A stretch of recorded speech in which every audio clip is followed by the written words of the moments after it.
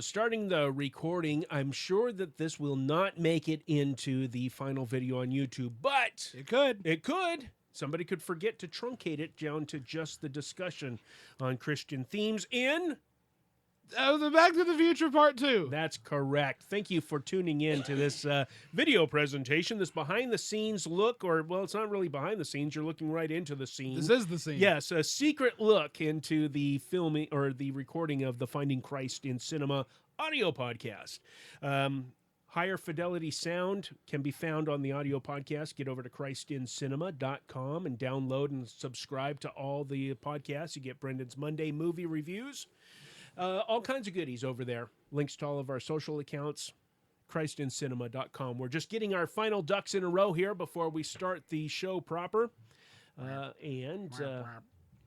What else did you need to add? Can I go ahead and restart the stopwatch? Yep. Start recording. I'm ready to go. Let me take one final sip of water. Okay, you are recording. And double check the video here. Video is recording. Yeah.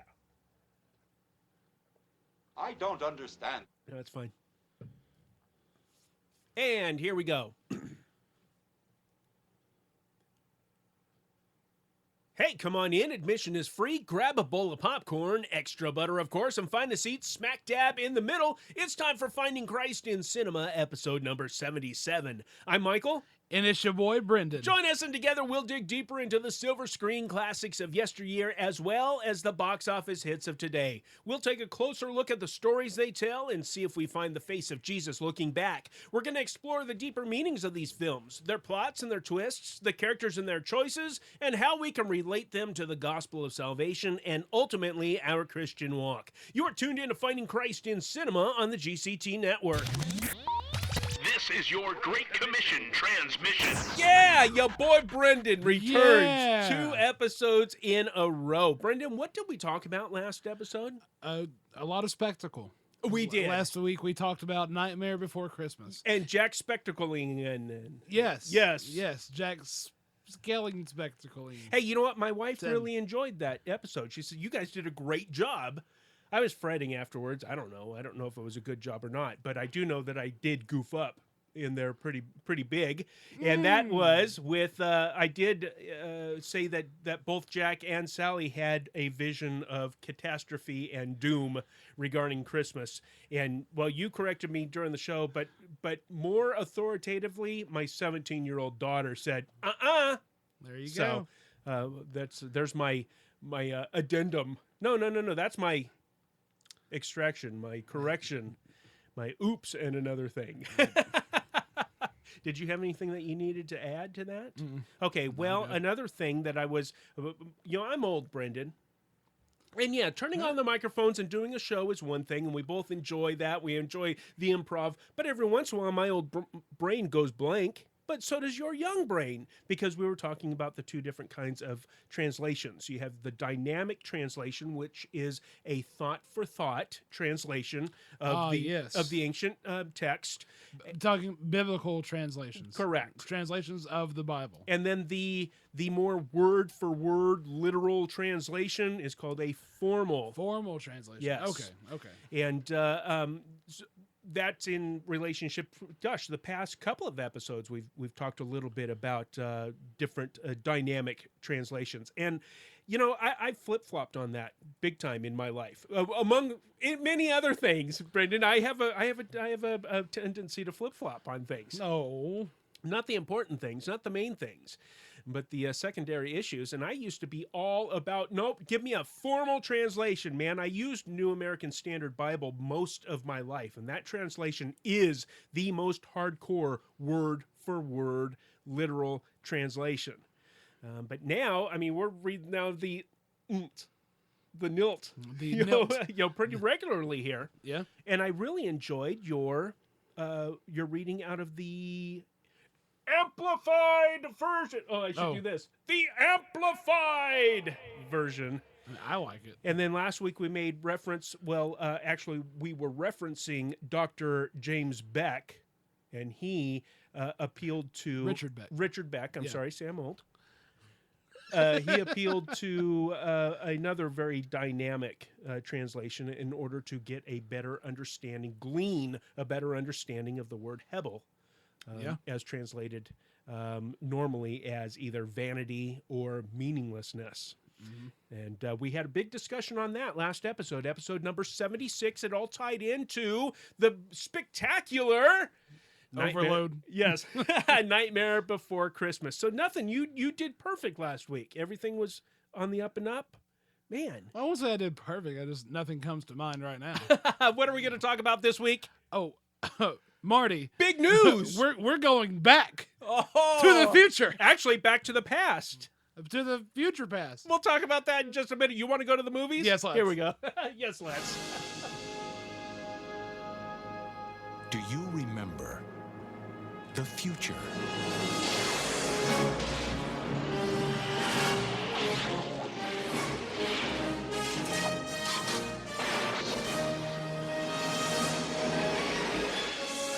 You've got to come back with me. Where? Back to the future. Are we back? We're back.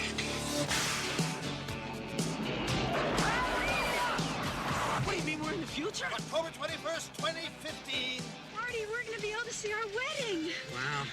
The future. I gotta check this out, Doc. Look what happens to your son. He's a complete wimp. Don't talk to anyone. You've been looking. Don't touch anything. I need to borrow your hoverboard.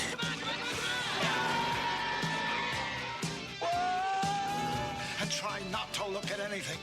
I didn't invent the time machine to win at gambling. I can't lose. I invented a time machine to travel through time. Hey, Doc, I'm all for that. What's wrong with making a few bucks on the side?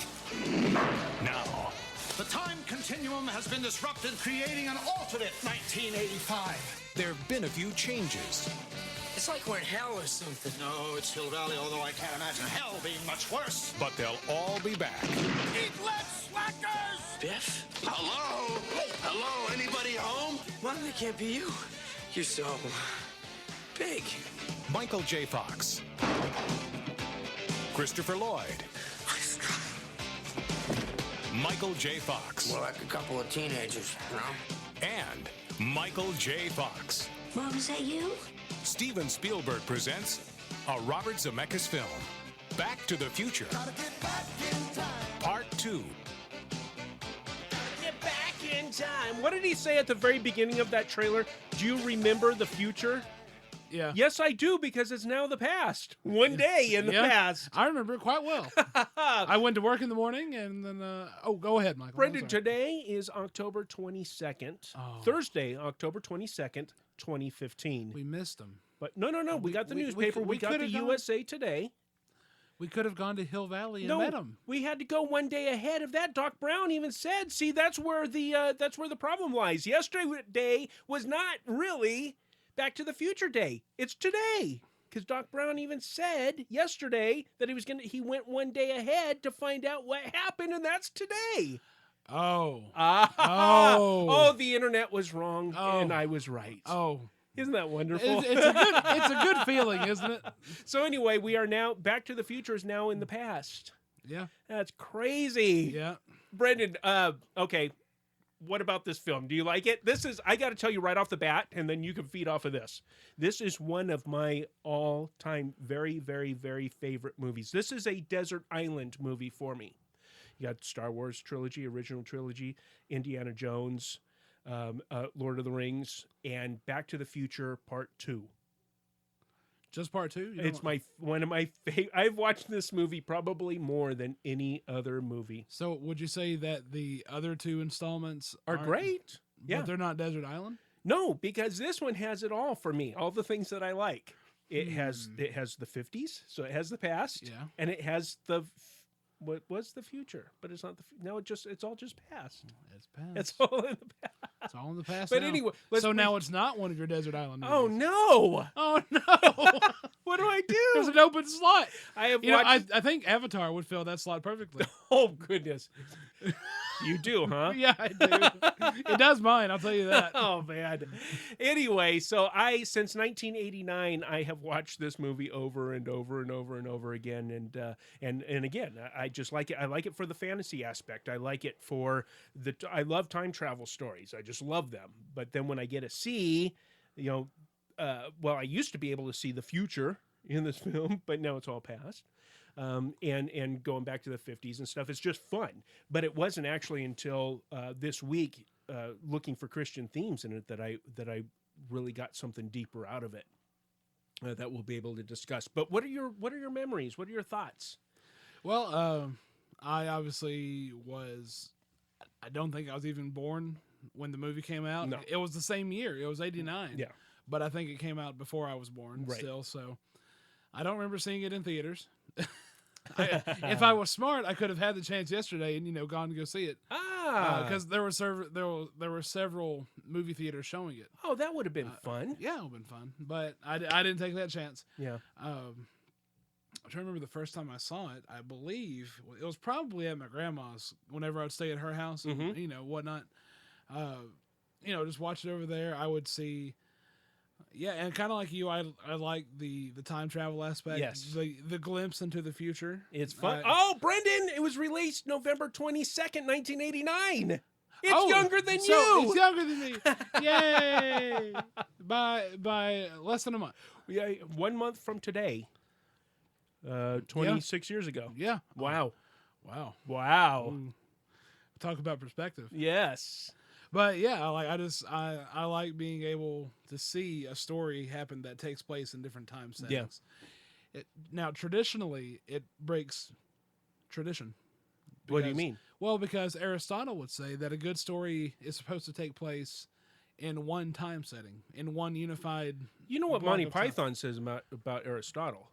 What? He's a boozer in the bottle.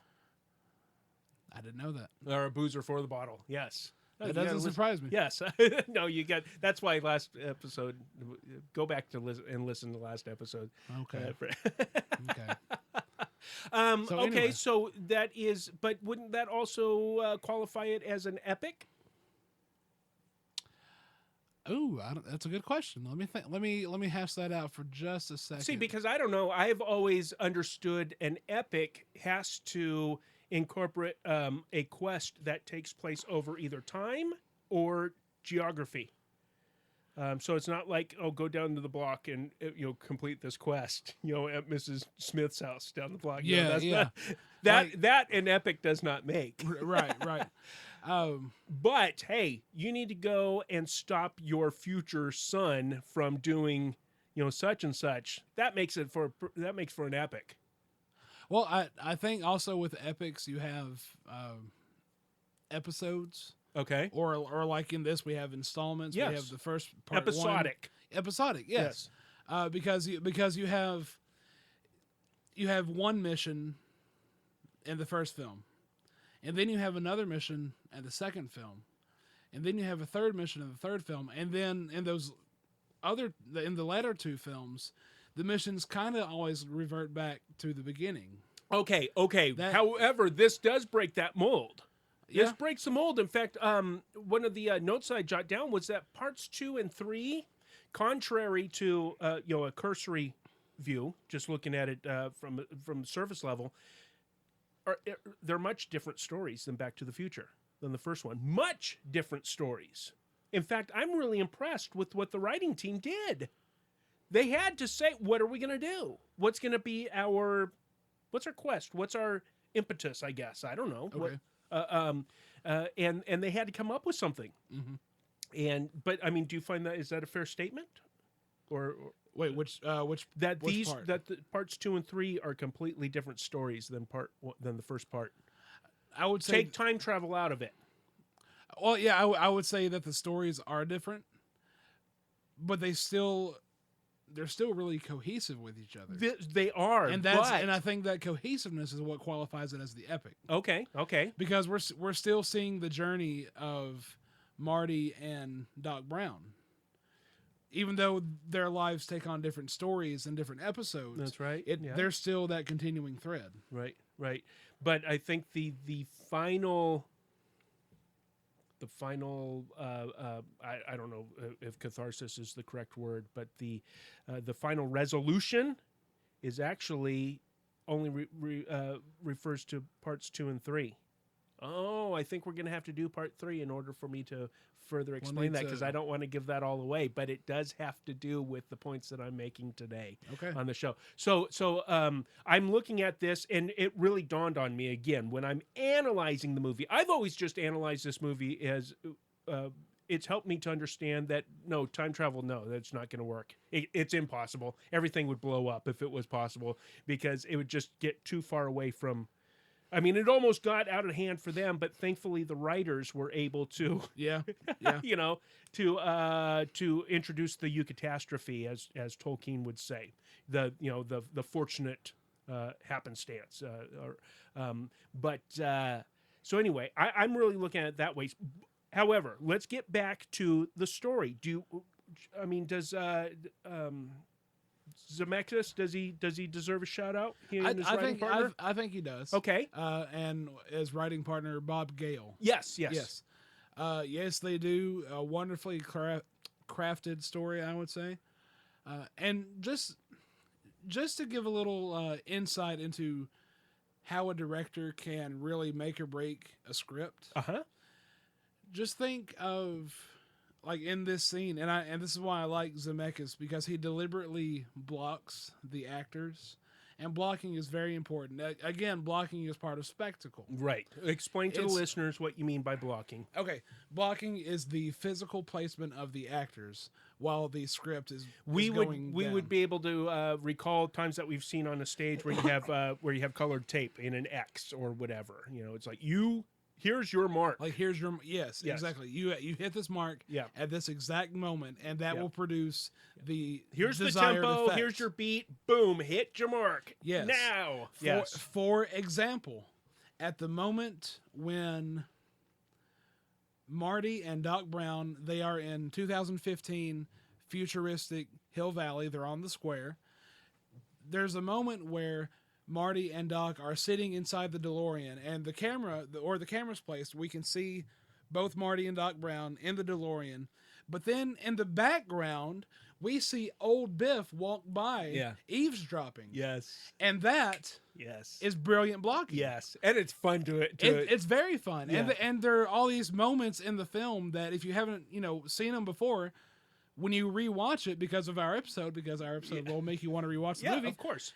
Watch for these scenes, because there's always something. Again, this one just hit me when Marty's girlfriend Jennifer, when young Jennifer is brought into the house by the police. Yes, she said, you got to be more careful in the future. Which why the future women would refer to their own reality as the future, I don't know. But when she says you got to be careful in the future, Jennifer wakes up and she's shocked.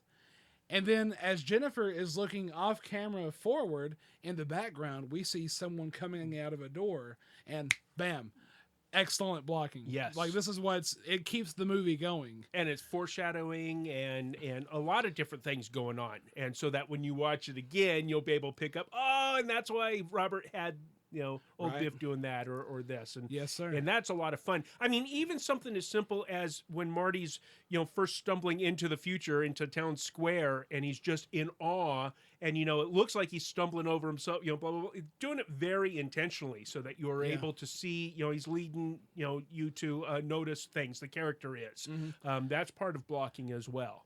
Classically, I would even incorporate this film, and just, I don't know if I would for the first film, but for this film, at least, I would say this qualifies as what's known as either a tight-knit or a well-knit story, because everything relates to itself. It's excellent storytelling. Like there's nothing in there that's flippant, right? Or Robert Zemeckis, man. We go back to a movie that's in the running for #1 slot for the year, Forrest Gump. Yes. He's an excellent filmmaker. He's all about telling the story. In fact, if Sir Richard the Lionhearted was here right now, and I just mentioned Forrest Gump, yes, well, and he's a filmmaker too. So this kind of stuff is geek inducing. Now, Okay, before we get to actors, Alan Silvestri, Yes, sir. iconic score. Yeah. Another one of those. I don't know how these guys do that. I mean, I understand that they're very talented. I understand that, intellectually. But how do you say, I'm going to sit down and I'm going to write a score for this movie that will last forever? I mean, Oh, I don't think they sit down like that. I think their focus, and this is what makes it. Their focus is to, again, enhance the atmosphere of the story, so that the audience will experience pity and fear. That's basically that is it. Case in point, and we'll actually hear not it. Case in Lane, Murfreesboro, Tennessee. Not Case in Lane. Case in point. Yes, the subdivision thereafter.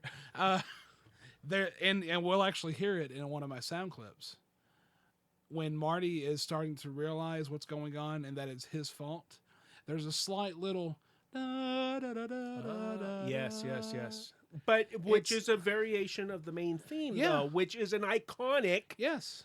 I mean, it's my argument is that it is only iconic because it so well fits the story. Well, and also And it latches on to the audience. The actors that are telling the story. Yes, sir. Okay. We did a bunch of shout outs on the first for the first movie when we did that, and that was exactly 20 episodes ago, Brendan. We could have waited for 30. What we did Back to the Future Part 1 on episode number 57 of Finding Christ in Cinema. And now we're 77. Now we're at 77, so that's real easy to remember, friends. So now we're gonna have to wait until another 7 for the third installment. Remember that. But anyhow, we gave a bunch of shout outs to these people, but can we just revisit? I guess I've always been a huge fan of Michael J. Fox.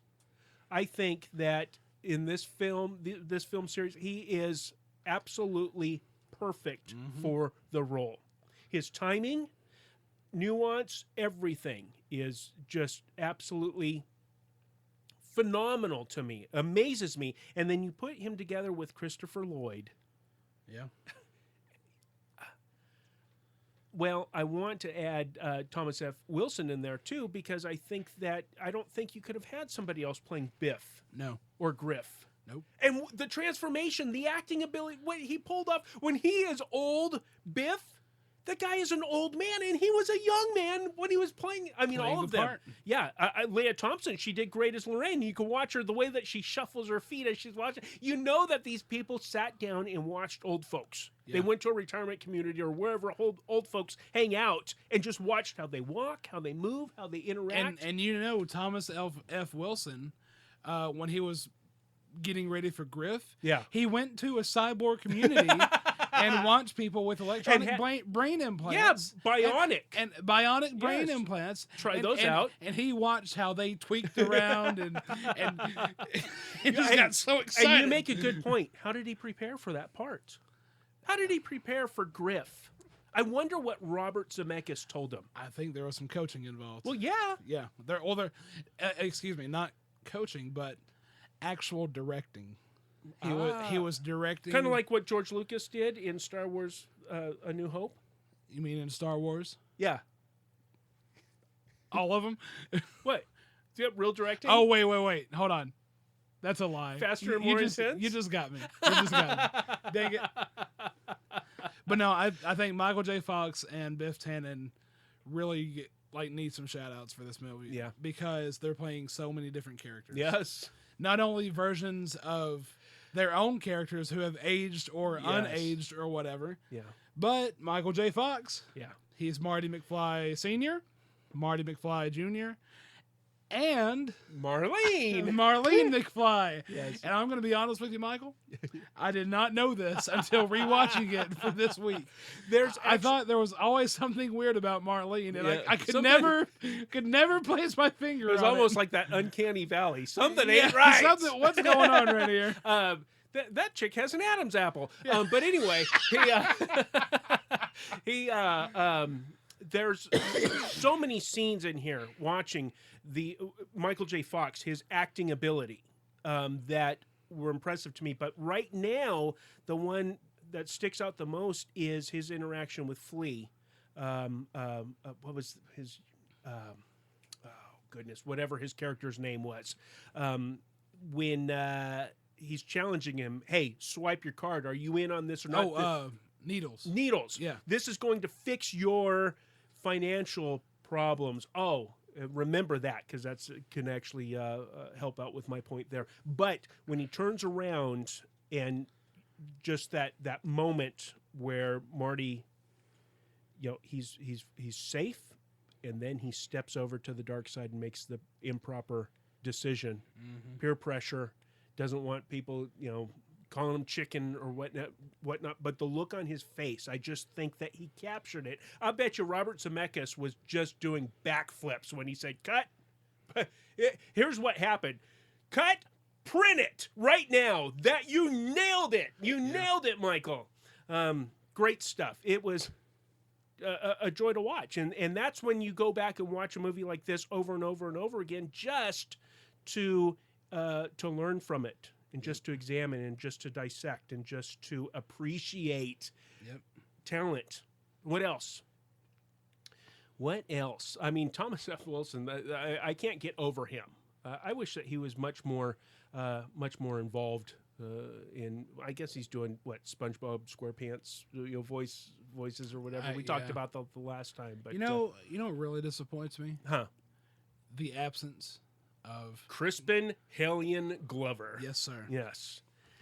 Man, I wish he would have come back. Well, like we said on the last episode, that guy's a stinker. Yeah. He is a stinker. But his stand-in, Jeffrey Weissman, I mean, come on. He got his mannerisms, his vocal mannerisms. He did a good job. That he watched the first part over and over again, just watching Crispin, how he delivered his performance. Yeah. And then, of course, flinty and fiery James Tolkien. Yep. Oh, hey, what about Biff in the alternate timeline? Wow. You mean Biff Tannen and Donald Trump? Yes. What about that? That was, That was, again, Thomas F. Wilson. He has a great range, huh? Yeah. Very good range. I think that's what you could say about him. I don't know that we need to do any more shout-outs, because we spent quite a bit of time the last time. But, Michael. Huh? FCC's very own Elijah Wood. Oh, yes. I saw that. Oh, thank you. Yeah. I was going to say, we cannot forget. Little baby Frodo. Like, you have to use your hands. Yeah. He's like a baby's and it's toy. little Frodo eyes. It's Elijah Wood eyes. And, I'd always known that he was one of those kids, but I never really looked at it closely until this time around. Going, yeah, little baby Frodo. How cute. Oh, man. That's about it, huh? Except for, we did have the switch in Jennifer's. The actress from the first one, remember? She couldn't come back because her mother got cancer. And so she said, I can't do it. I have to take care of my mom. And so Elizabeth Shue, I believe I'm pronouncing her last name. I think she did a great job. Yep. Really good job. Good Jennifer. Her whole act, in the future, being taken into the house. Ma'am, you really shouldn't enter in your house. You should program lights on. Lights on? Yes. Yeah. I got married in the chapel. Oh, love. Now, if that's it for actors, I do have another technical shout out. Ken Chase, the makeup man. Oh, yeah. The use of makeup in this film, again, just going for spectacle. What we see, and the actors' abilities added a lot to these old ages, to these alternate beings, alternate selves. But then again, so did the makeup. Yes. And I don't think it was used. I don't think it was overused. I think it was used properly. Very tastefully. Yes. Tactfully, even. This being a middle part of a series is tricky. Yeah. Middle part is tricky because there's no resolution. And so it makes it harder for us to do our job, to find Christian themes in a positive light, right? Biblical themes. But I think that we have, I think we got it on here. I think that we'll be able to do a tag team to use a wrestling motif. Sure. Yeah. Okay. I'm all Would about that be some tag okay? team, yeah. All right. Let's tag team this thing, and you go ahead and you go in first. Well, let's start it off then with, for the love of sports, is the root of almanac kinds of evil. Oh gosh, that was. Or I don't know about that one. Or if I could only go back and bet on the Cubs, or Cubbies. a fully automated Greek drama for $39,999.95. That's it. There you go. You won. So really, watching through this, and then going back into spectacle last week with Nightmare Before Christmas. Is this a Greek tragedy, or did you just use that because it fit? Well, I think there are strong elements of Greek tragedy. Okay. I don't know if I would classify the whole thing yet. I haven't looked into it that far, but there are definitely certain elements. When are we getting a Greek chorus in one of these films that we do? Well, gather round, children. Okay. Gather round, Here children. it is. Marty McFly, normal guy. Yeah. But It rhymed. yeah, it did rhyme. Thank you. Pretty fly for McFly. But he has a fatal flaw. Oh. And now granted, fatal flaw over the years has been kind of misunderstood as in a flaw in their character, which I think your point would bring out later on. Because he has many fatal flaws. True. But it's now believed that the way Aristotle intended fatal flaw to be understood is the fatal mistake. The one thing The that... fly in the ointment, so to speak. Well, what does that mean? Well, it's this one bad. Hey, this is great ointment right here. There's a fly in it. A McFly. It's the McFly in the ointment. Oh my gosh. The one time Michael comes up with a better title than me. No. Okay, the fatal flaw is the one event, Yes. action, the happening from which everything else goes downhill, and it cannot be reversed. That is the thing. Oh wow. Okay. Now- So it's like a domino effect. Yes. Okay. Yes, and unfortunately, Greek tragedies end at the bottom of the pit after everything has The fallen down. Lazarus Pit. No, we're not. No. Well, if you want to say that, then thankfully, and this is where this film, Back to the Future Part 2, isn't a Greek drama because it comes out of the pit. Okay. So did Batman. So did, he rose. Yes. Up from the pit, he arose. He arose with the mighty triumph for his foes. You know that song? Yes. Boy, What am I over here? I don't know hymnals? God. Anyway, so let's listen to this first clip. What's this? It's a souvenir. 50 years of sports statistics. Hardly recreational reading material, Marty. Well, hey, Doc, and what's the harm in bringing back a little info on the future?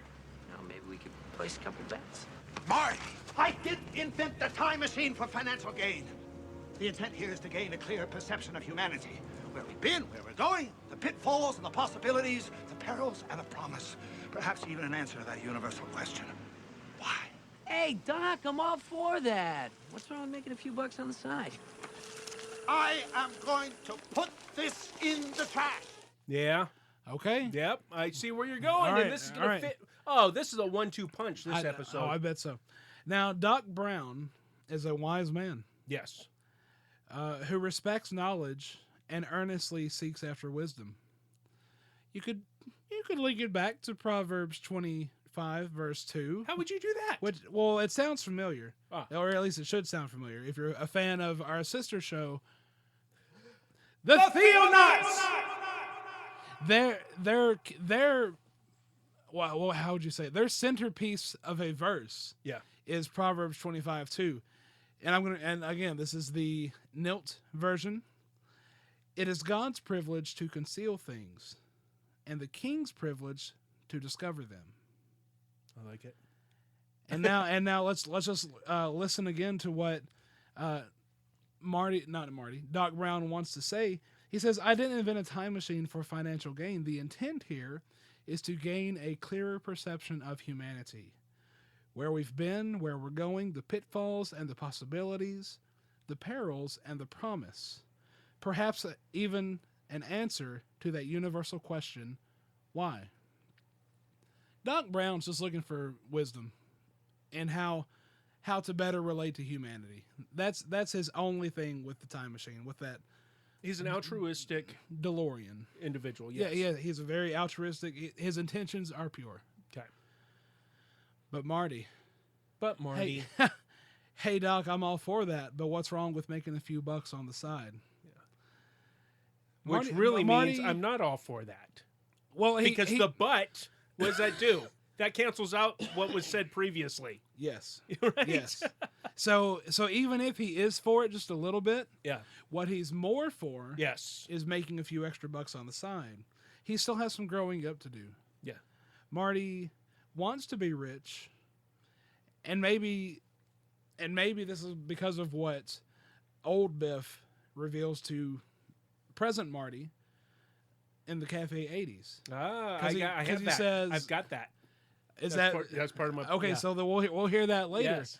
But old Biff reveals to present Marty, look, well, because he thinks he's Marty Jr. Well, here, let's go ahead and listen to it. Well, okay, yeah, let's just I go don't ahead. get it. I thought you said this had something to do with... Whoops, that's not the right one. Okay, here we go. Tough break, kid. Must be rough being named after a complete butthead. What's that supposed to mean? Hello? Hello, anybody home? Huh? Think, McFly, think. Your old man, Mr. Loser? What? That's right. Loser with a capital L. Look, I happen to know George McFly is No, I'm longer not a talking loser. about George McFly. I'm talking about his kid. Your old man, Marty McFly Sr., the man who took his life and flushed it completely down the toilet. I did? I mean, he did. Now, what on earth, or how on earth, could Marty McFly Sr., our present Marty, do that would flush his life down the toilet?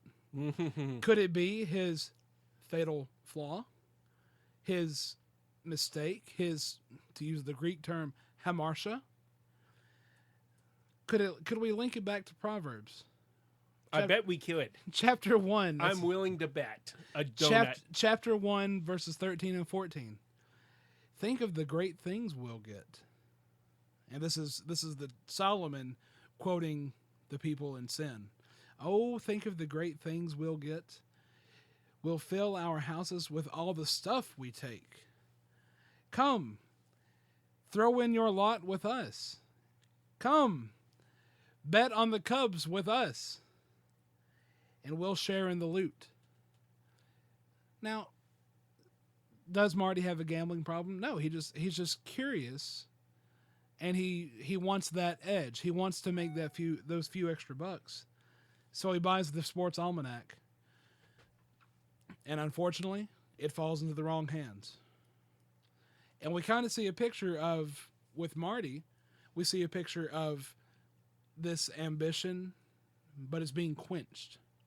And he's ultimately convinced by the wiser Doc Brown, saying, okay, this is a bad idea. I agree with you, Doc. I'll leave it here.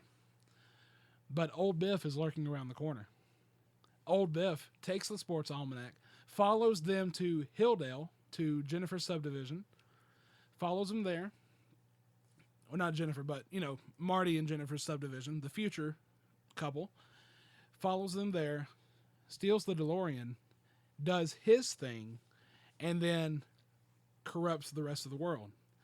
Fast forward, we are now in the alternate 1985. We are now it's now after we've seen the alternate. It's hard. Biff. It is hard. It is very difficult. We've seen the alternate Biff. Let's see. He is he's destructive. He's corrupt. He's powerful. He's very rich. Well, he has the means to accomplish what he's always wanted. He has the means because that mean was provided to him by the old Biff from the future. That mean is the sports almanac. Yes. And because he got it in the past, in the 50s, in the 80s, now he has grown and ultimately altered the universe. Let's listen to this next clip. And just to let listeners know, be aware that I left a couple of choice words in here that Marty utters. Oh, a little salty language. Yes, and I think that, and I did that. I chose to do that really to, it exemplifies it. It really shows what state of mind he's in and where he's at in his walk. You see, while we were in the future, Biff got the sports book, stole the time machine, went back in time, and gave the book to himself at some point in the past. Look. It says right here that Biff made his first million betting on a horse race in 1958. He wasn't just lucky, he knew, because he had all the race results in the sports almanac. That's how he made his entire fortune. Look at this pocket with a magnifying glass. The almanac. Son of a bitch stole my idea. He must have been listening when I... It's my fault. The whole thing is my fault. If I hadn't bought that damn book, none of this would have ever happened. Well, that's all in the past. You mean the future? Whatever. It demonstrates precisely how time travel can be misused and why the time machine must be destroyed. After we straighten all of this out. The character that Alan Silvestri created is a brilliant character. In that sound clip, Marty's unrepentant. He's mad at Biff for stealing my idea. Alan Silvestri? Yeah. Okay, Yeah, just making sure. the composer. Okay. Because it told perfectly what you were saying, talking about that because this is the part where Marty, he's at the same time he's incensed that Biff would rob from him as he's trying to rob from everybody else. Right. But then seeing instantly, this is all my fault. And then he goes, ooh. Yeah. The strings go in there, the violin. That's right. Yes. Now, that's why I left the language in there. So I apologize for that, listeners. oh, there you go. Wise old doctor is now giving Marty and the audience that clearer perception of humanity, that sobering look into the human condition. Case in point, that Marty, Not Case and Lane. that Marty and Biff, even though one antagonizes the other, they're alike for their love of money. Mm-hmm. And like I said earlier, we see Marty's love, at least momentarily, quenched. Yes. But Biff's is allowed to grow and evolve and corrupt the world. It's almost, again, back in Proverbs. Let's just stay there for a little bit. Okay. Proverbs chapter 1, again, verses 18 and 19 this time. But these people set an ambush for themselves. They are trying to get themselves killed. Such is the fate of all who are greedy for money. It robs them of life. Now, powerful. Now Biff, he would tell you that no, he's living life. Yeah. He has life. He doesn't care if He's got it all. In fact, he's got his girl, the one that he always said, I will marry you someday. Someday you'll be my wife. And he made it happen, didn't he? Yep. Thanks to Marty. Sure. Yeah. Yeah, true that. But it was against her will. Yep. And even if he did have Lorraine, which he does, he's still living life in the hot tub with the two other chicks. Yep. Just hanging out, living life, loving it. It's not robbed of him, but he's robbing it of everyone else. And this is the world of the alternate universe.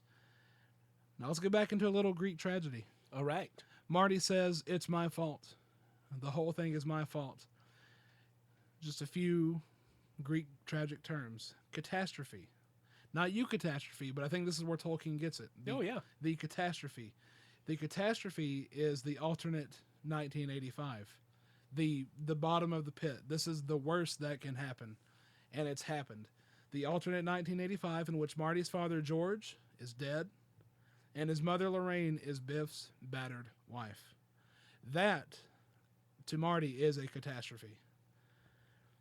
And then, remember a few episodes ago I talked about recognition and reversal? Yes. Let's bring those back in. This time, reversal, and they kind of all go hand in hand. The catastrophe is what has happened. The reversal refers to Marty in that his life has been turned upside down. It has reversed. He was a child of fortune. Now he is a child of despair. And almost he's an orphan. He's gone from a high status to a low status, and the recognition is that he realizes it's his fault. In one fell swoop, we see this happening in the story, and we feel pity for Marty. We feel the pity that the things that have happened to him are bad, and we can kind of empathize, and we fear that we don't let our love of money as the audience let that happen in our lives. And if this were a Greek tragedy, this is where it would stop. But thankfully, this isn't a Greek tragedy. That ends. Yeah. It doesn't end with no redemption because Marty and Doc are still able to save the day. Key text, we've already been talking about it. 1 Timothy chapter 6, verse 10. That's in your window, not mine. For the love of money is the root of all kinds of evil. And some people craving money have wandered from the true faith and pierced themselves with many sorrows. Yeah. Marty, he got pierced. You could say his piercing of sorrow was disciplinary action. Ah! Would you say? I would say. Yes. In fact, I would call my section here, Divine Discipline Develops Disciples. Oh, you can read that two different ways. But let's see what happens here. Divine discipline develops disciples. This film, Brendan, is difficult, like we said, because there is no resolution. And that's an inherent problem with middle films. Okay? Except for, I don't know, Harry Potter doesn't seem to have a whole lot of problems. I would say that there is a resolution to the episode, but to the overall arcing narrative of Marty and Doc Brown, there is no resolution. Right. But to the episode, I would say there is a resolution. Okay, well, but there's no resolution, especially regarding Marty's numerous human frailties. True. He has Yes. numerous fatal flaws that are causing, just like what you said, a fatal flaw is basically if it's you line up your dominoes and just push the first one, boom, what happens? The rest follow suit. Yep. Okay, and we're going to talk about a different fatal flaw that takes place in this film. But I agree with you about Doc Brown, but you can also look at him from this aspect. He exhibits much intelligence, but little wisdom, because he knows how fragile the timeline is.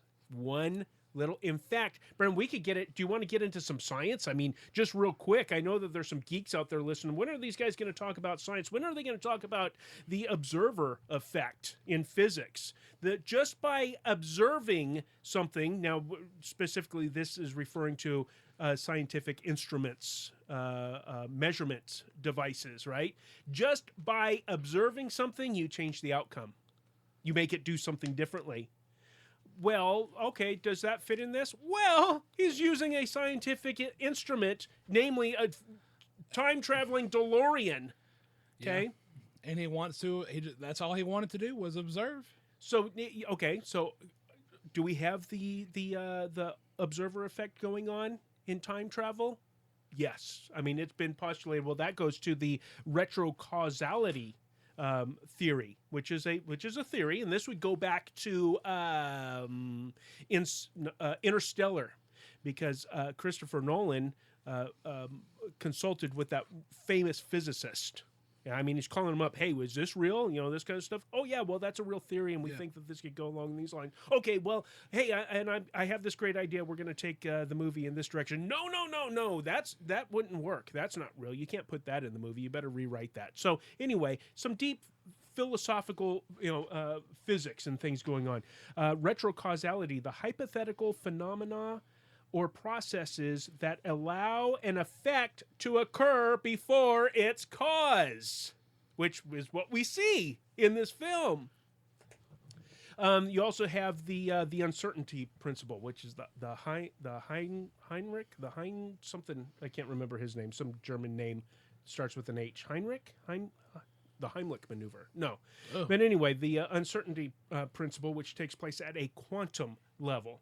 And that's the measurement versus property dilemma, where something acts one way if you're looking at it, and another way if you're not looking at it. And so, it's just, I mean, all these crazy things. I don't think that time travel is possible myself, because I think it would be too easy to unravel.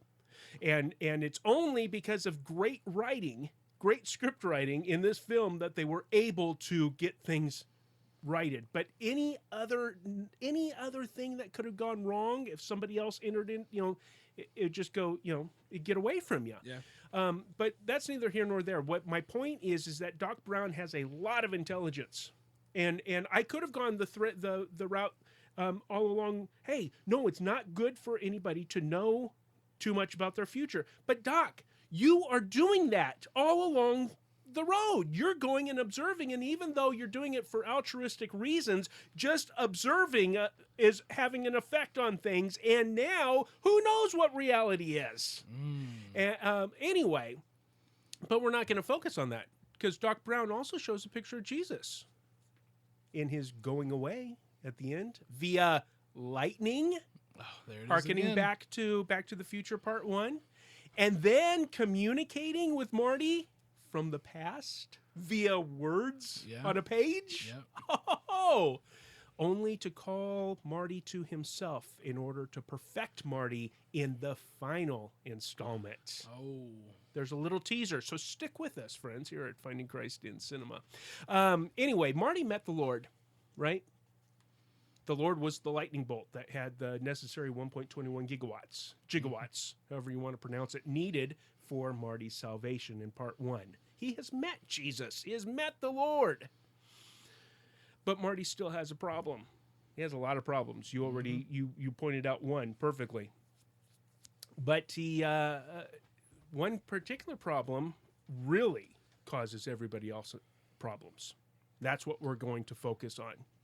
And not the thread that you went, because obviously that love of money caused a whole heap of problems. But we're talking prior to that. This is all taking place prior to Biff taking the DeLorean. We can find our Christian theme for my segment in the movie up till that point. So anyway, the movie, of course, here, let me get back to my my sound card over here as I tell you that this movie starts off the same way that the last movie ended.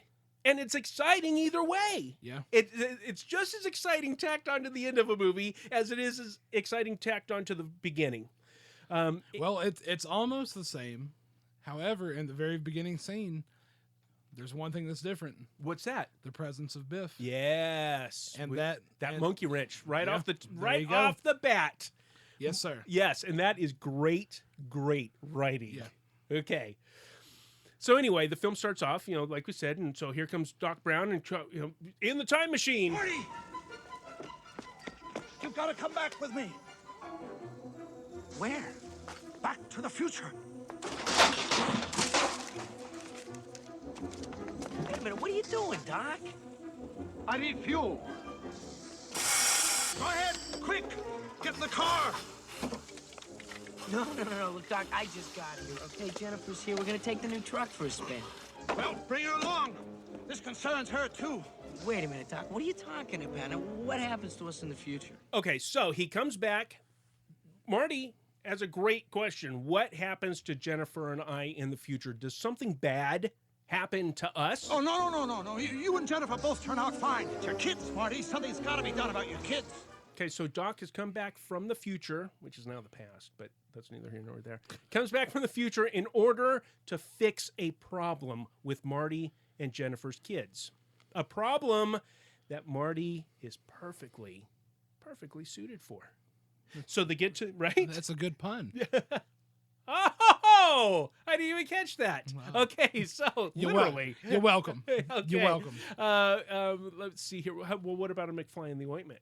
How about that one? No, huh? okay, so we're even. We're even for this episode. Okay, then. so they get to the future. Marty's wanting, oh, wow, I got to look at this. But Doc keeps saying, no, you cannot. You can't look, and blah, blah, blah. And all these weird things going on here. Put on these strange clothes, and here, wear your pants down around your ankles like the kids in the future do, right? Flip your back pockets out. Yeah, all that stuff. Here, wear your ball cap, but with the bill perfectly flat. You know, all kinds, the weird things that kids in the future did in that back then. Yeah. Okay. So anyway, but Marty's confused. What in the world is the what's the need and what's the solution? I don't get it. I thought you said this had something to do with my kids. Look what happens to your son. My son? God, he looks just like me. Within 2 hours of his arrest, Martin McFly Jr. was tried, convicted, and sentenced to 15 years in the state penitentiary? Within 2 hours? The justice system works swiftly in the future now that they've abolished all lawyers. Oh, this is heavy. Oh, it gets worse. Next week, a daughter attempts to break him out of jail, and she gets sent up for 20 years. My daughter?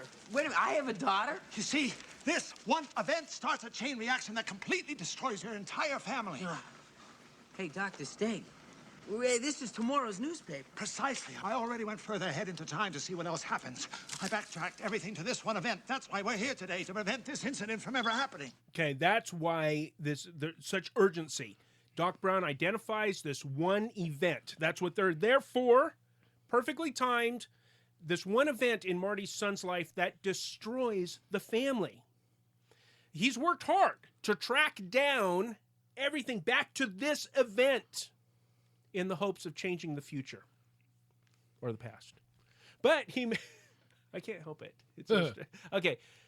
The problem is, though, Brendan, is he missed the true cause. He missed the true cause. To identify it correctly, we need the help. Well, we already listened to the arch nemesis. That's going to help us understand what's going on, because Biff gives us a hint in the Cafe 80s. When he operates under the belief that he's speaking to Marty McFly Jr.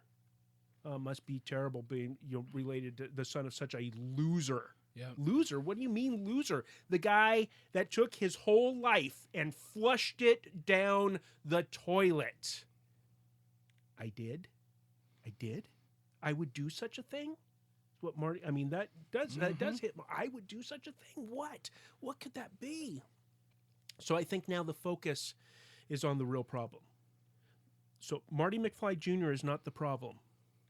Okay, it's the man who flushed his entire life away is the problem. Doc Brown missed it, but Marty's mother didn't miss it. Okay, so I mean, because moms know what's up, right? That's right, they do. Yeah, that's right, they do. Anyway, so we get back to in Marty and Jennifer's home, Lorraine, Marty's mom, is chagrined that the television screen is still being still out of whack, and Marlene, Marty's daughter, with the Adam's apple, she explains that the repairman was there to fix it, but when he called Daddy a chicken, Daddy threw him out, and blah blah blah, and so therefore Lorraine says, Marlene, your father's biggest problem is that he loses all control when somebody calls him chicken. Mom, I can't let him think I'm I'm chicken. You're right. Well, you're right. About 30 years ago, your father tried to prove he wasn't chicken, and he ended up in an automobile accident. Oh, you mean with the Rolls Royce? Yeah. Mama knows. Yeah. Mama knows. In fact, she goes on to say, in fact, I think your mother only married him because she feels sorry for him, that sweet girl. That lady, that actress, did a great job. She paid attention to the folks and how they talk and everything. But that's it. That's where we are. And now what we're talking about is, here's something very controversial. Let's talk about generational curses, Brendan. Because Marty McFly Jr. would have been a different person had Marty McFly Sr.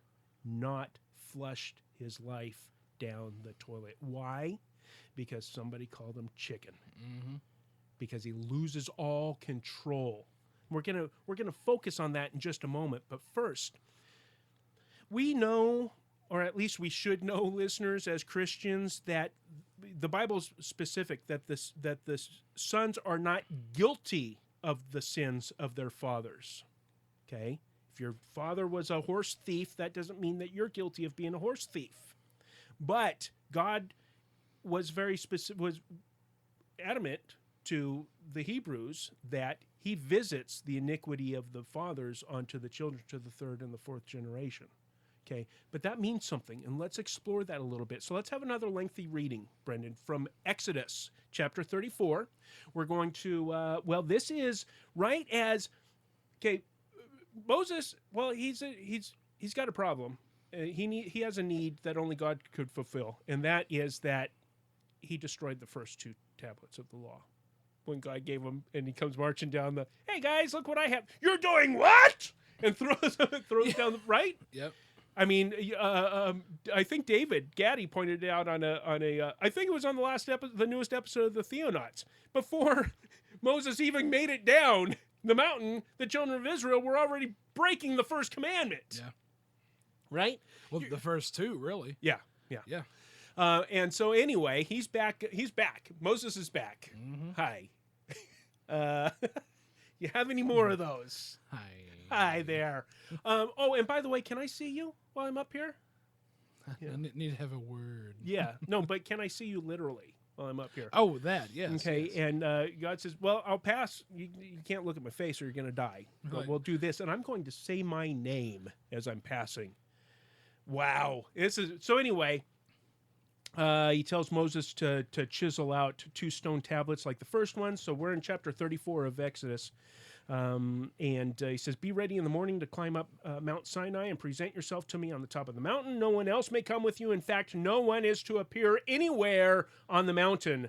Do not even let the flocks or herds graze near the mountain. So Moses chiseled out 2 tablets of stone like the first ones. They were perfectly good, but he has to do it again. Early in the morning, he climbed Mount Sinai as the Lord had commanded him, and he carried the 2 stone tablets in his hand. Then the Lord came down in a cloud and stood there with him, and he called out his own name, Yahweh. That gives me goosebumps. The Lord passed in front of Moses, calling out, Yahweh, the Lord, the God of compassion and mercy. I am slow to anger and filled with unfailing love and faithfulness. I lavish unfailing love to 1,000 generations. I forgive iniquity, rebellion, and sin, but I do not excuse the guilty. I lay the sins of the parents upon their children and grandchildren. The entire family is affected. That's the key word. The entire family is affected. Even children in the 3rd and 4th, moving on here, 3rd and, come on, even, I'm good. Now it's all getting totally away from me. I forgive iniquity and rebellion and sin, but I do not excuse the guilty. I lay the sins of parents upon their grandchildren, their children and their grandchildren. The entire family is affected, even children in the 3rd and 4th generations. Moses immediately threw himself to the ground and worshipped.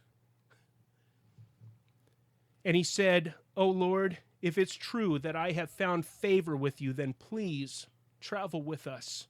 Yes, this is a stubborn and rebellious people, but please forgive our iniquity and our sins. Claim us as your own special possession."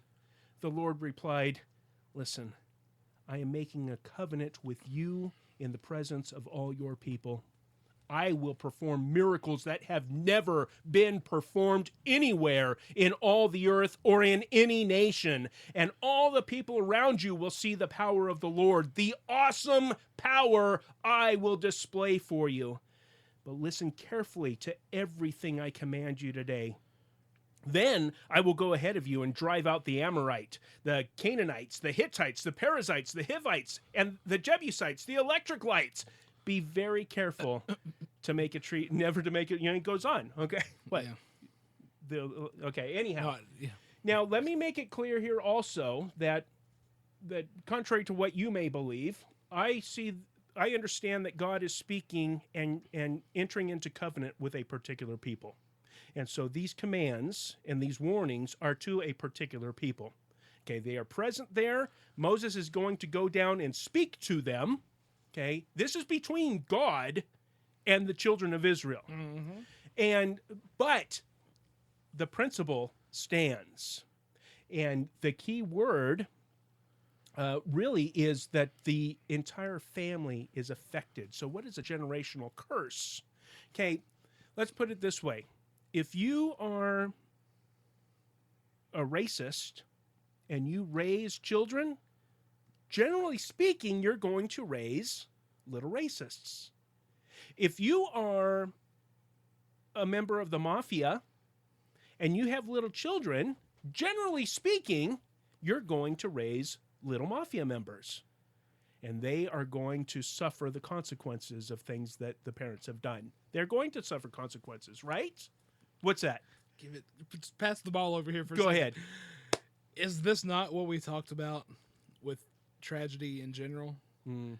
The birds coming home to roost? Yes, that's exactly what it is. The birds are coming home to roost. Because, and let's just, and maybe I'm putting Arthur Miller on a higher platform than I need to, but case in point, not case in lane, case in point, Death of a Salesman, whose, believe it or not, whose main character is named Biff. Hey! Oh! No, excuse me. Willie. Biff is his son. Willie Loman is the central character. And Willie is a cheater. He had an affair. And the play is about his sons reaping what his father sowed. Yeah. Those birds coming home to roost. Yes. That's a staple in a lot of not only modern tragedies nowadays, but even the Greek tragedies. Yeah. You know why? Because it's true. It's true. Absolutely.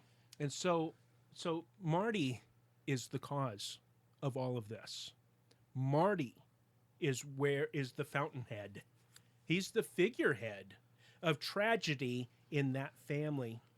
Everything that he sees in the future and what he knows may take place, and what he sees in the alternate reality, everything comes home to roost on Marty McFly. Yeah. But let's not be before we're all dejected and sad and gosh, Marty, he was doing great in the first film and now all of a sudden he's lost. No, because Marty has met Jesus. Okay. He has been saved. He was saved in Back to the Future by that lightning bolt. That lightning strike that was prophesied. He believed the prophecies. He believed that he trusted in that lightning bolt. He believed and trusted that it would get him salvation, lead him home. But now, Brendan, God is working on him. That's what takes place in this second. It's a big right-hand turn from the first installment. Now God is working on him. You see, Brendan, we don't have to be perfect to be saved. We just have to believe. See, this is a good point to make to your friends, okay, listeners. So let's do this. When you are sitting on your double-decker couch, you're watching Back to the Future Part 2. Say he's like a Christian. What? He's doing all kinds of bad stuff. He's trying to, ill-gotten gains and, throwing his life away because he can't, stand somebody he loses all control when somebody calls him chicken. You say, no. See, we don't have to be perfect to be saved. He was saved in the first film. We have to believe in order to be saved. To come to God, well, no, that's it. Not to. Come to God. Period. Come to God, friends. Then he can begin to work on you. You will never be saved if you believe that you have to be perfect first. I got some things I got to get straightened out. No, you don't. No, you don't. You need to get saved. And then God will perfect you, which is an ongoing process. So what's going on in this film comes down to this. Marty is being disciplined. Oh, man, and it hurts. It hurts. He's being disciplined And it even seems like he may be in the exact opposite place where he needs to be. I don't get it, Doc. I mean, how can all this be happening? It's like we're in hell or something. No, it's Hill Valley, although I can't imagine hell being much worse. Okay, let's go to Hebrews chapter 12, verses 1 through 6. And this is right after the what's in Hebrews chapter 11. The Hall of Faith. Yes, and the Hall of Faith is built up to give us a lot of hope. Because you can look at everybody that's listed in that Hall of Faith and say, hey, that guy tried to take an almanac too, you know? That type of stuff. Okay, verse 1, out of the Nilt. Therefore, since we are surrounded by such a huge crowd of witnesses to the life of faith, let us strip off every weight that slows us down, especially the sin that so easily trips us up. And let us run with endurance the race God has set before us. We do this by keeping our eyes on Jesus, the champion who initiates and perfects our faith. Because of the joy awaiting him, he endured the cross, disregarding its shame. Now he is seated in the place of honor beside God's throne. Think of all the hostility he endured from sinful people. Then you won't become weary and give up.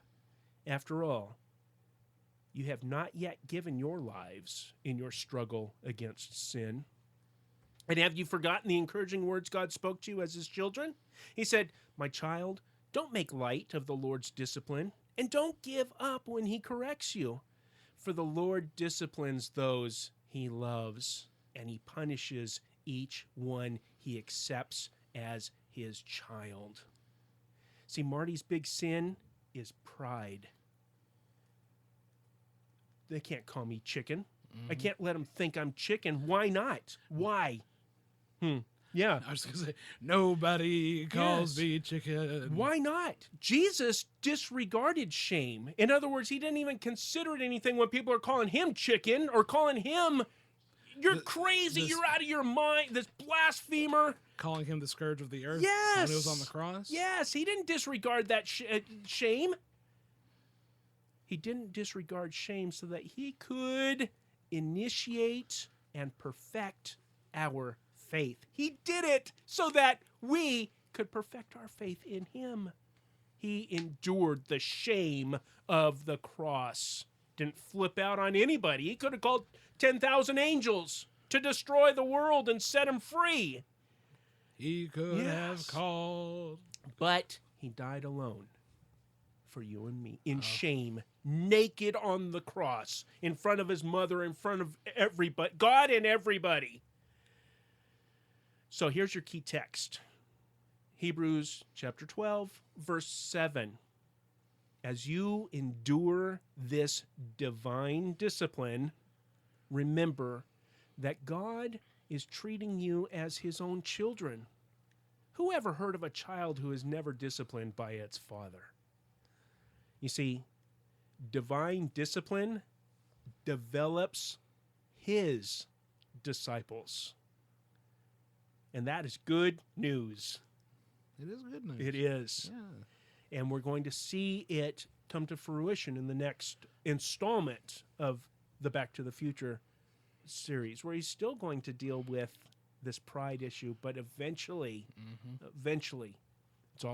he's going to be the perfected Christian in that aspect of his life. Yeah. So I think that this is a positive movie, Brendan, and I think that we both, you tie our 2 points together and it makes for a positive. Yeah, you can point out to your friends, Christians, no, we're not perfect. We're forgiven. We're forgiven. But that doesn't mean that we don't endure discipline and punishment.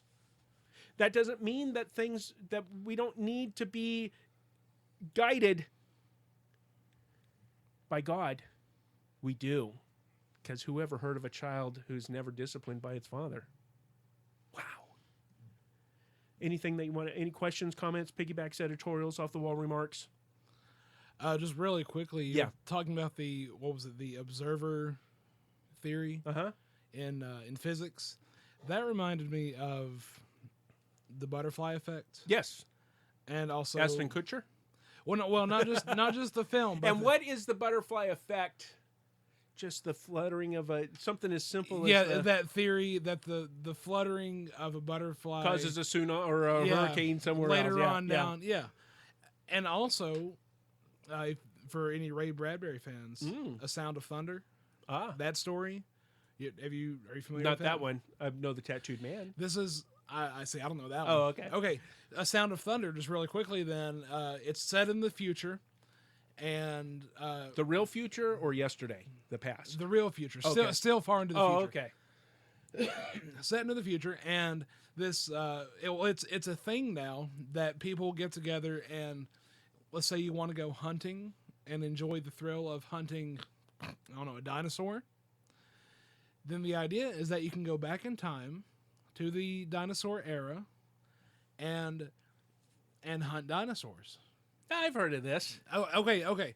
Well, the catch is the dinosaur already has to be marked for death and already on its way to dying as you shoot it with the gun or whatever weapon you're using. And the idea is that you cannot alter anything in the past, otherwise it will negatively affect the future. Well, the hunting party and our protagonist, he's with the party, he goes back and there's this big chase, and unfortunately they fall off the path because there's this little path that hovers and floats in the woods and in the territory so that they don't touch anything. Exactly. Yeah. He falls off the path, gets his shoe in a little mud. Nothing big, we think, until he gets back to the future and he sees, he looks on his shoe and encaked in the mud is a butterfly. Oh, the death of that one butterfly, and then they get back to that future. Totally different. Well, they die. Wow. Yeah. I need to read that. It's a good one. Yeah, it's good a good old one. Ray Bradbury. Yes, Hey, sir. What Christian themes have you found in Back to the Future Part 2, dear listeners? We know you have. It's a little bit of a trickier film, but there's little nuggets in there, especially when you go to the Proverbs. I have a feeling that that's just all throughout this film. But let us know. We'll give you all the ways to contact us in just a moment. But do we have any feedback? We sure do. We do. Do you want to listen to John's voicemail? Let's go ahead and listen. Here we go. What's up, my brothers? John Wilkerson here. Just wanted to thank you, number one, for the shout out on the last episode of Finding Christ in Cinema. Really appreciate that. It's nice to know that the church is out there praying for me, and local church is praying for me. The church at large is praying for me, and it's making a big difference. I had sent a message, and apparently SpeakPipe will let you send SpeakPipe messages to email addresses that don't exist because I accidentally typed in the wrong address when I sent you my last VM. And it was about episode 74, and I completely forgot what I was going to say, but I know it was very punny. Anyway, I do have something that I wanted to kind of mention and think about is, do we sometimes impose our worldview a little bit too much on the movies and the other entertainment that we watch?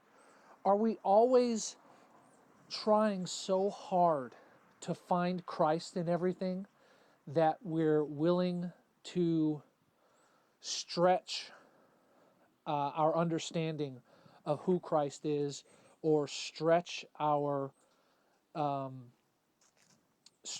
concept of what could be considered Christ-like?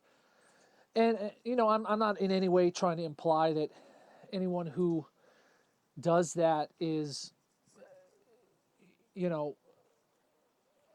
don't know how to say it, reducing God in any way. But I sometimes think with some movies, we're trying so hard to find Christ in them that maybe it's a little bit of a stretch. And I find it difficult personally, from what I have seen of Mad Max Fury Road. Now, I haven't seen it, to find any message of Christ in there. And you even mentioned that it was difficult for you to do that. to find Christ in that movie. And sometimes I think that it's probably better just to say, you know what? It's there, but it's barely there. So we probably want to skip this particular movie. Because I have seen people do that with horror films, with a number of different genres, and it's disturbing to me sometimes how much of a stretch people will make. And the biggest example that I have, and I apologize for the amount of time that this is taking, but the biggest example I have is with the Matrix movies. These movies were made by people who were not Christians, and yet people wanted to keep finding Christ in the Matrix. And I understand why you want to do that. And I understand that you say, well, look, Christ looks the same way here. It's not perfect, but he does look the same way here. But when you have someone who is so obviously not a Christian making a film, and then you try and attribute that, all you can attribute that is to an antichrist, a false Christ. And so that's why sometimes I struggle when I hear about some of the movies where people are saying, look, you can find Christ in this movie, you can find Christ in that movie. And I don't expect every example and analogy to be perfect.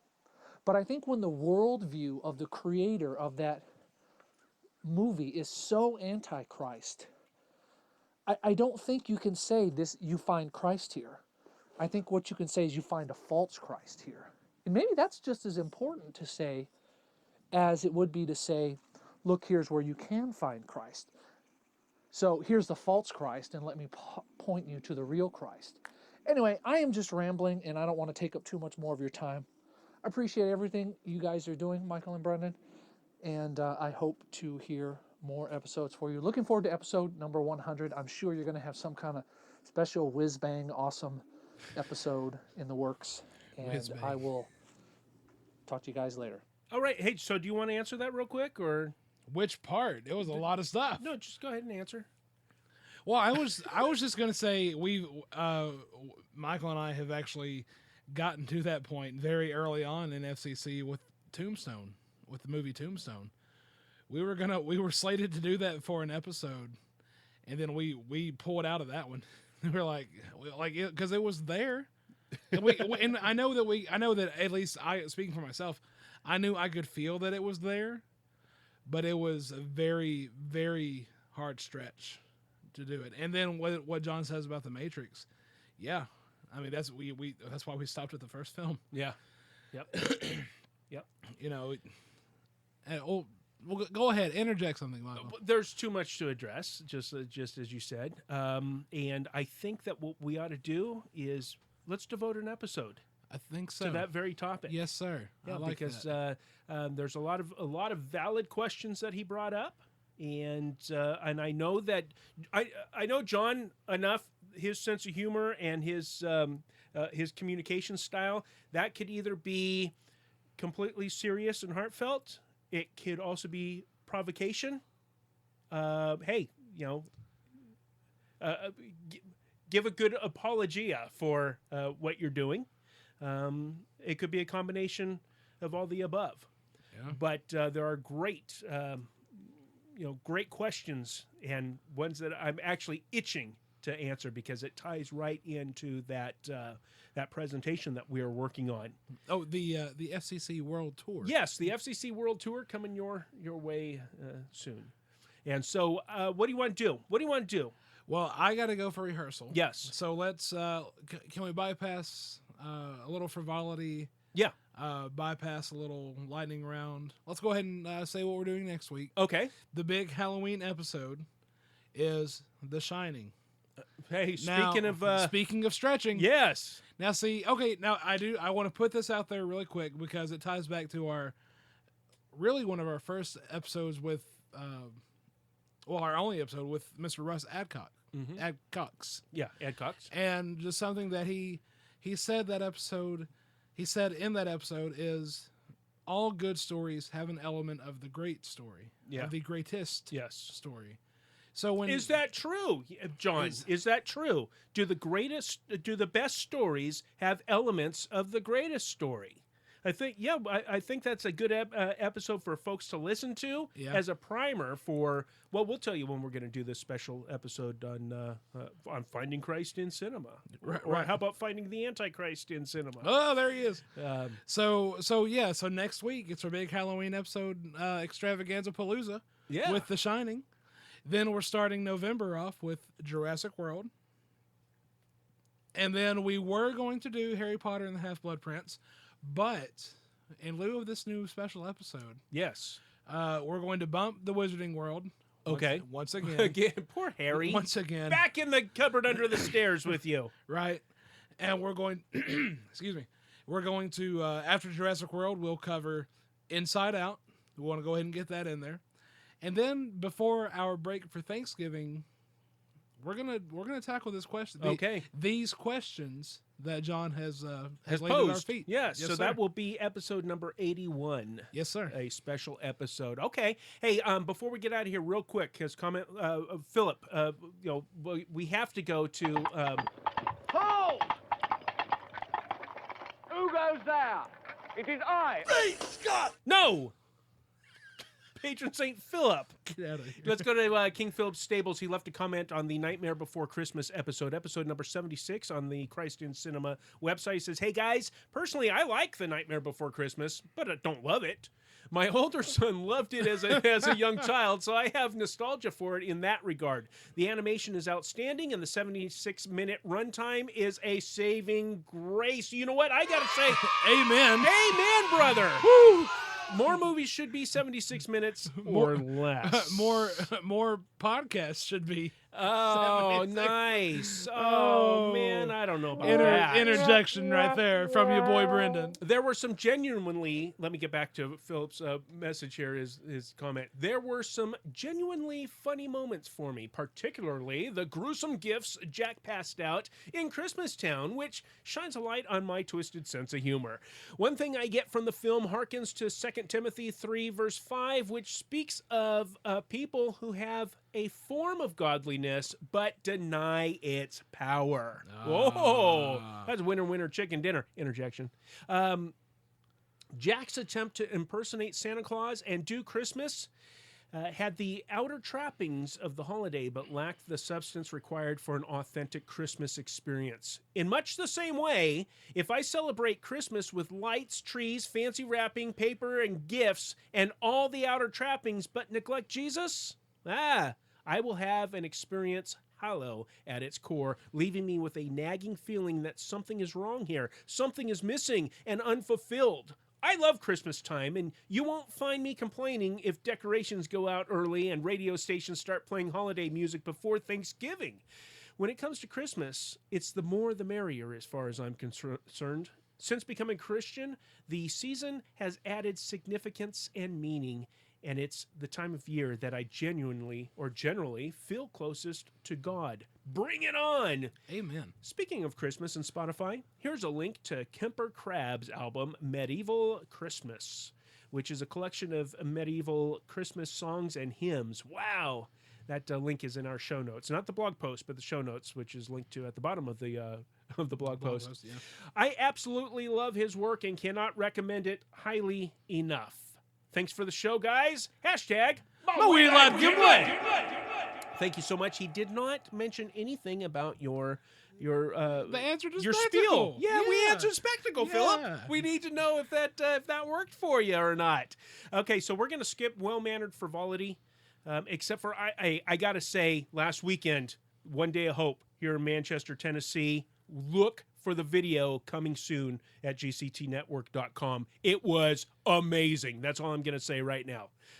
So, folks, look for the upcoming films. What are we going to do with The Shining? Help us out beforehand, would you? Yeah. Would you help us out? Send us a message. We'll tell you right now how to do that. But first, Finding Christ in Cinema is live in the GCT Network each Thursday, Lord willing. at around 4 p.m. Eastern Time. You can join us for live video and especially chat using the chat room and the video player at gctnetwork.com/live. Not live. Finding Christ in Cinema is part of the Great Commission Transmission Network, a listener-supported ministry using new media and social networking to equip and encourage you to go into all the world and proclaim the good news to everyone. To find out more and to partner with us, visit us at gctnetwork.com/donate. To witness the firepower of this fully armed and operational ministry, including all 77 episodes of Finding Christ in Cinema, Brendan's Monday movie review, and links to all our social media profiles, visit our website at christincinema.com. For Pony Express, old-fashioned style, address your email to fcc@gctnetwork.com. If you want to call the voice line and leave a voicemail, you can call us at 507-407-GCTN. And in case that number doesn't work, we have a new backup number. Oh, good. That does actually run on 1.21 gigawatts. Well, I don't like falafel. You can call that number, our backup emergency number, at 507-407-4286. Great Scott! Now, let's say you just want to listen to the podcast. Oh, yes. Like you're doing right now, for Yep. those who aren't watching the video. Yeah. You can go to iTunes, you can go to Stitcher, and you can go to TuneIn Radio. Not because the air got to it. The air got to it! Just look for them. Just look for... I need a mulligan. Search them all for Finding Christ in Cinema. Yes, and for all the shows that we produce here at the Great Commission Transmission Network, including our brothers in Texas, the Theonuts! Get over to our official website at gctnetwork.com. Brendan Taylor, anything else? No, I'm good. I don't understand. And that is a wrap on Potatoes. Laugh it up, fuzzball. I thought my jokes were bad. You know, I hate comedians. I told you he was tricky. It's stuff like this that gives me trust issues. Not tell anyone else of your bursting. What a bunch of hippy-dippy... Sentimental hogwash. All right. Intro is typed out. Word. I'll go ahead and jet. Okay. These coffee candies are too good. They're very good. Yummy, aren't they? Ain't they? Yes.